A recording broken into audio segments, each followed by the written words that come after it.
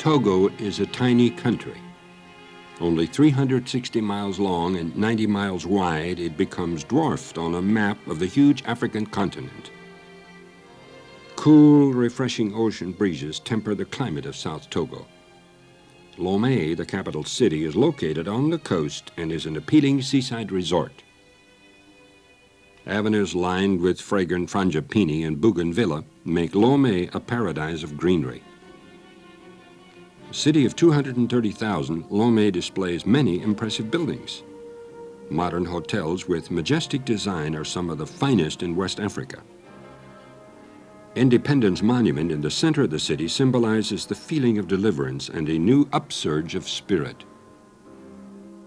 The party headquarters hall is a great architectural achievement. The Y-shaped formation lies within 3 arcs of a circle. The beauty of it is enhanced with massive bas reliefs and outstanding sculptures. The building is indicative of a nation making rapid social and economic progress. Here, heads of states attend international conferences. A gilt bronze statue of General Iadima, president and father of the Togolese nation, is a gift by North Korean sculptors.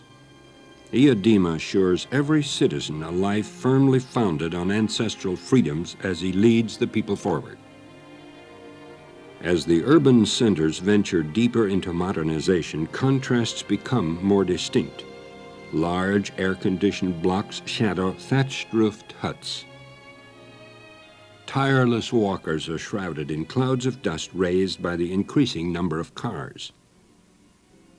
Peasant communities, with their own way of life, are side by side with television sets and telex machines. Such components form the ecology of Togo today. The market is a noisy, multicolored crowd, a world in itself where no deal is possible without a discussion.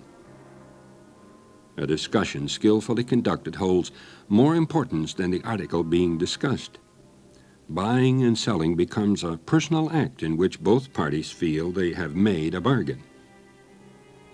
The medicine men's market is filled with fetishes and amulets. Heads of birds, crocodiles, animal horns, live reptiles, bells, bracelets, and necklaces.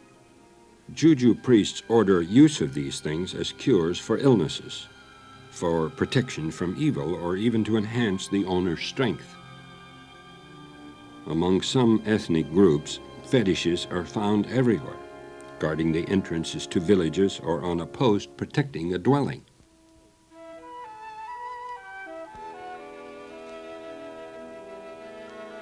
A beautiful road follows the coast from the city of Lomé to the old historical capital of Anaho. Herders with their cattle enhance the beauty of the coastal scenery. Silk cotton trees, along with palm, baobab, mahogany, mango, guava, papaya, and countless other species, are a part of the landscape in the interior areas. And huge anthills tower 15 to 20 feet high.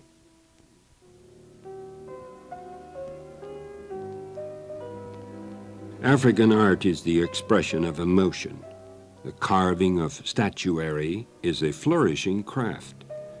Inspiration for many of the carvings comes from cultural traditions and beliefs. The textile industry has slowed down hand weaving, but weavers can still be found plying their craft.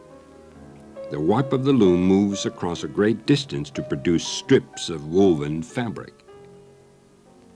The long strips are combined together to form a ceremonial pane.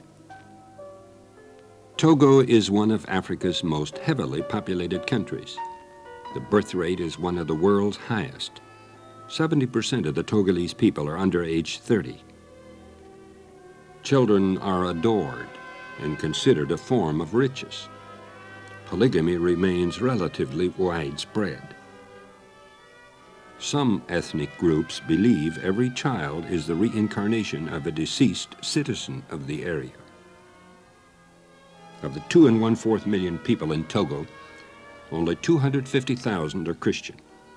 The masses stay with customs rooted in the early dawn of their time. The Seventh-day Adventist message was pioneered in Togo in 1962. A fine mission compound in Lomé is now base for the 125 members of the country. Pastor Fidelia, acting president of the mission, says growth has been extremely slow in spite of the effort being put forth to reach the people with the gospel.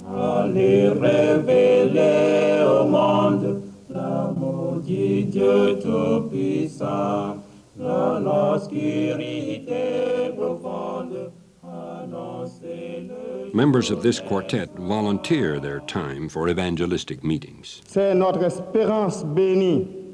Dans Jean chapitre 14, le verset 1 à 3, nous lisons « Je m'en vais vous préparer une place, et lorsque je m'en serai allé et que je vous aurai préparé la place, je reviens... » Evangelist Sharon Font is constantly preaching the word throughout the land. Vous y soyez aussi. A sign points the way from a main road down a narrow path. Down this pathway there is a church of 25 members. At this place, 3 Seventh-day Adventist teachers have 100 children in school. The government pays these teachers and allows Bible to be taught. The school is operated as a missionary inroad for the church.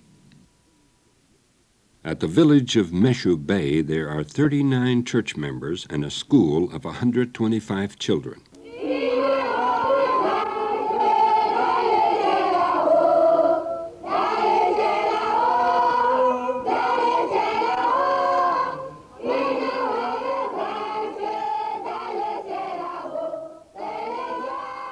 The only contact most of these boys and girls have with Christianity is at this school. But one of the first Seventh-day Adventist converts in Togo came from this village of Meshu Bay. In 1965, the son of the chief was baptized. The son, Kadoga, was teaching in a Catholic school when the first Seventh-day Adventist missionary in Togo paid a visit at a meeting Kadoga was conducting. Kadoga accepted some Voice of Prophecy lessons and learned things he had never before heard. Today, he is an ordained minister of the gospel. His great goal is to help his family and everyone in his home village to accept Jesus. Besides the 4 schools being taught by Seventh-day Adventist teachers, 3 literature evangelists are daily calling on homes. Pastor Fidelia says, actually, there is a reading revolution in the country. And because of that, our literature evangelists are doing marvelously well. They're selling many books, and through the printed page, people are getting to know the truth and the Lord Jesus. Members, says Fidelia, are faithful. Mr. Anthony operates a gas station. When he was baptized in 1974, the owner of the station said he must continue to operate it on Sabbath. Anthony asked for a trial period. He closed the station on Saturday, and the Lord blessed him with a greater volume of sales the rest of the week. Pastors Fidelia and Kadoga point to the spot where a clinic is scheduled to be built. A portion of the overflow offering this quarter will be used to begin medical work in Togo. The command is to go. Go into all the world. It is a blessed privilege for every Sabbath school member around the world to strengthen the church with their financial support.